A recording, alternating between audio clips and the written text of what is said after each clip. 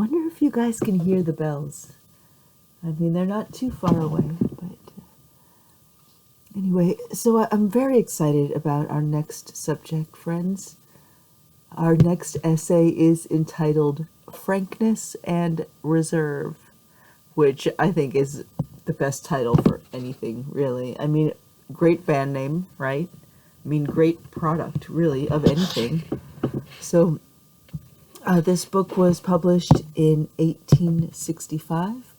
It's a collection of essays entitled American Miscellany, and it is indeed miscellaneous. So our next subject is not too far of a left turn from where we've been heading.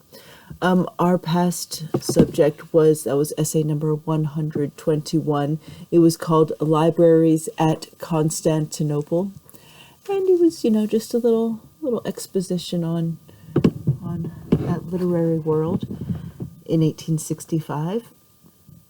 So we're kind of in the same vein here, talking about something kind of moral and literary, possibly. I don't know what's coming in these essays, so I should probably apologize for the last essay. Sometimes the authors are a little more rude than I would expect from a modern author, but here we are. We're learning. So let's take a moment here on page 294 of American Miscellany, and we're reading essay number 122, Frankness and Reserve. To strike a proper medium between imprudent openness of communication and forbidding reserve is an attainment which will be found of consequence in our progress through life. While an open, ingenious disposition is naturally most attractive, it is, when carried to an extreme, attended with many serious evils. And on the other hand, while a person characterized by great caution in his conversation avoids the foolish disclosures of the former, he is in danger, if he maintain too close a reserve, of thereby repelling the friendly feelings which depend on mutual knowledge and consequent sympathy. But before attempting to point out the course to be pursued in order to steer clear of both these extremes, it may be as well to delineate a few varieties in each class. For while the general effect may be the same, the causes which lead to it are often very different. There are first, then, the constitutionally reserved, those whose natural disposition it is to withdraw, like the snail within its shell, from the gaze of the multitude, the tendency of their minds being to restrain the outward expression of their views and feelings. Then there are the reserved from considerations suggested by prudence, having frequently seen mischievous consequences of flowing from making those with whom we come in contact the repositories of our information. They put a guard upon their lips, lest they should be led by too great freedom of intercourse into some awkward and unpleasant predicament. However necessary prudence in this respect may be, persons of this class sometimes carry their caution to a ridiculous extent. So guarded is their correspondence with all around them that one would imagine they believed themselves surrounded by persons resembling the emissaries of the famous, or rather infamous, Fouché, ready to seize on every word and drag them into judgment on account of it. Such persons seem to move in an atmosphere of mystery. They scarcely know what they do themselves, far less how others are engaged. A decided remark upon character or events never falls from their lips. The furthest length they are ever known to go, and even that is a stretch, is to mention that they had heard so and so. However, it was but a rumor, merely a floating report, as likely to be false as true. With such persons, the reply, "I don't know," is an impenetrable aegis, repelling every curious inquiry. To judge from their conversation, they turn the contingency of the past into certainty, and adopt as their motto, "Since ignorance is bliss, 'tis a folly to be wise."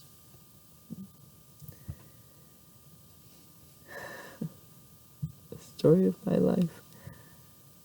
"'Tis folly to be wise."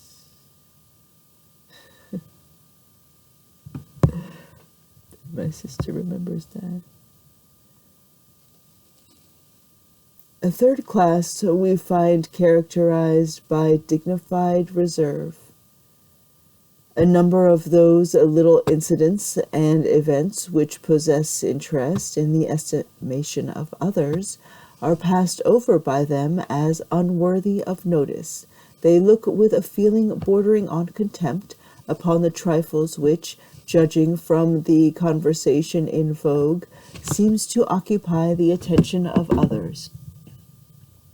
Their taste becomes gradually more fastidious, and as they find it impossible to introduce important and serious subjects at every season and in all companies, the consequence is that they learn to retire into the sanctuary of their own thoughts for entertainment. Then, again, there are the consequentially reserved. The reserve of this class is to be understood with limitations. It rather consists in their withholding resources of information than of the information itself. It consists in the withholding sources of information than the information itself.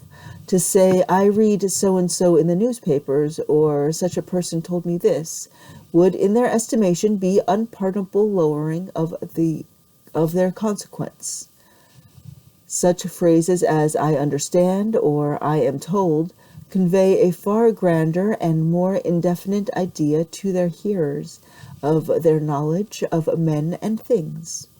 Reserve, however, may very often proceed from principle, from a rigid determination to say nothing but what is well authenticated, and which will not prove injurious to the character of any one. And although such a determination shuts up numerous subjects respecting which perfect freedom of intercourse may be enjoyed, it also prevents the person setting upon it from indulging in that kind of conversation in which it is most dangerous to throw off reserve. The causes leading to freedom of communication are as various as those leading to the opposite. There is a constitutional frankness as well as a constitutional reserve. With some, it is natural to communicate, as with others, to refrain from communicating. The first of this class may be denominated to the benevolently frank. These take a philanthropic pleasure in entertaining and interesting those with whom they meet, and in order to effect this end, they make all the stock of information which they themselves possess a common good, transferable at any time for the public benefit. Such a person most assiduously set themselves to minister to the gratification of their companions. If the reply to the question, "Have you heard so-and-so?" be in the negative, they, with the utmost delight, proceed to give a full, true, and particular account of the whole matter, thinking themselves abundantly recompensed for their trouble by the pleasure which they confer. As there are the consequentially reserved, there are also the consequentially unreserved. If you entrust a secret to one of the latter, depend upon it, it will not long remain so. The pleasure of showing that he has been thus distinguished from the multitude overpowers a sense of honor, and the secret is communicated to a third person, accomplished with strict injunctions that it go no further, conveyed perhaps in such terms as the following: "Now I expect this won't go beyond these walls, and I tell it to you knowing that it will be perfectly safe." As example is always better than precept, it will readily be conceived that, however conclusive this reasoning may be to its author, it will not exert a very great influence on the person whose conduct it is intended to sway. Another grade of this class are those individuals who speak freely of themselves, their opinions, their doings, their acquirements, but all this is done from motives of vanity, in order to place themselves in as favorable a light as possible. These various causes of the two dispositions which form the subject of this article, although distinct in theory, are generally found blended more or less together in actual life, sometimes one preponderating, and sometimes another. In regard to whether it is best to cultivate the one or the other, it will be found that the path of safety lies in the middle, the extremes on either side being dangerous. The person who keeps his sentiments, joys, and sorrows to himself will soon find himself as isolated from the sympathy of his fellow creatures as Robinson Crusoe was in his desert island, having placed himself voluntarily in that forlorn situation to which Defoe's hero was forced by adverse circumstances. He thus deprives himself of that interchange of feeling which enhances the joy of prosperity and soothes and sustains the mind in adversity, for the Creator has appointed the disclosure of our feelings to those who can sympathize with them as a kind of a safety valve in those times of extreme emotion when the heart would break if not thus relieved. While an individual of a too reserved character thus deprives himself on the benefit and happiness arising from social interchange of feeling, one of a completely opposite character is thereby exposed to evils which, though of a different nature, are by no means less to be avoided. Such a person often errs with regard to those whom he makes his confidants. Newly formed friends, casual acquaintances, or even perfect strangers receive communications fit only for the ear of intimate friends, on whose prudence reliance may be placed. Certainly none need feel themselves distinguished by the confidence of such persons, which is freely bestowed on any with whom they may happen to come in contact. Those of this character err always in regard to the subjects on which they speak. Details respecting personal and family matters, which a right-thinking and prudent person would shrink from allowing to pass beyond the circle in which they occurred, are made known to those whose only interest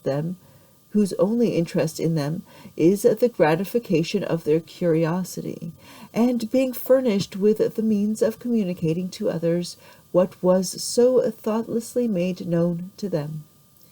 And it were comparatively well if an individual of this disposition restricted himself to his own affairs, but it seldom happens that this is the case.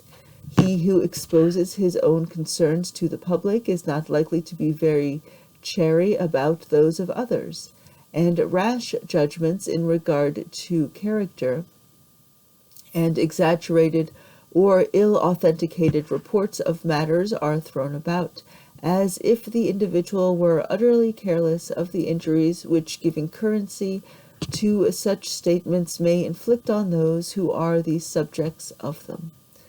Many have had great reason to repent of such unreserved and imprudent, not to say sinful, communication. But it is said here that it is far easier to see the evils on both sides than to hit the exact medium between unsociableness on the one hand and imprudence on the other.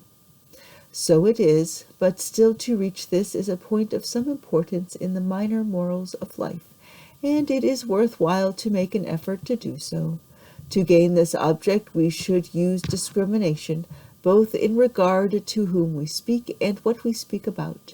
In reference to the first of these, our communications, especially in as far as they relate to personal feelings or history, should grow more and more reserved as the circle widens, for there are many things which it would be quite proper for